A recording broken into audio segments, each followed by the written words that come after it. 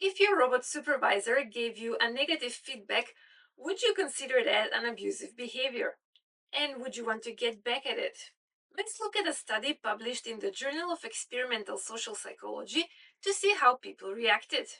In the study, the researchers used two types of robots. One was anthropomorphized, meaning it had human like features like male voice with an American accent, animated face on the screen, and was introduced with the name Paul. The other robot was called Robot 17541.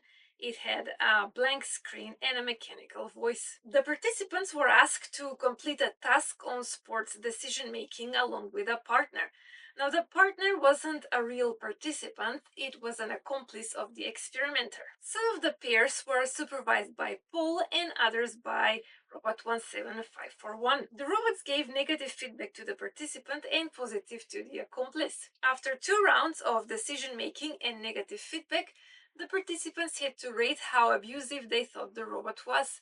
They also had an opportunity to lower down its energy or to power it off completely. So, what did the researchers expect? They thought that the participants who were supervised by Paul were more likely to see him as abusive. Why? Because Paul was more human like, so people would assume that he has more agency, meaning he is capable of thinking, planning, or remembering. When we think a robot can think for itself, we also tend to assume that its actions are intentional. So when the robot was giving negative feedback, people might have thought this is not just a robot doing its job, but it's Paul being mean on purpose. In contrast, Robot 17541, with its mechanical voice and blank screen, would likely be seen as just stating the facts rather than being intentionally hurtful. And what is our gut reaction to abuse? We want to get back at the abuser. So the researchers gave an opportunity to the participants to lower the energy of the robot or shut it down completely. How much the energy was lowered was considered a measure for how much the participants punished the supervisor for its abusive behavior. And the results matched their expectations. Paul was seen as having more agency and acting in more abusive way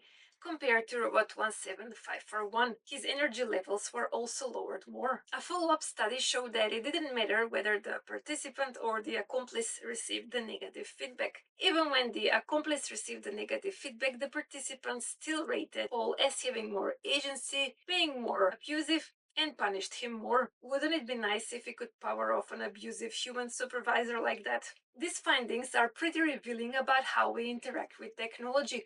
When we see something as human-like, like having a human-like voice or face or being introduced with a name, we're more likely to see it as intentional and capable of wrongdoing. How about you? How do you relate to your own devices like your phone? Let me know in the comments below and I'll see you next time.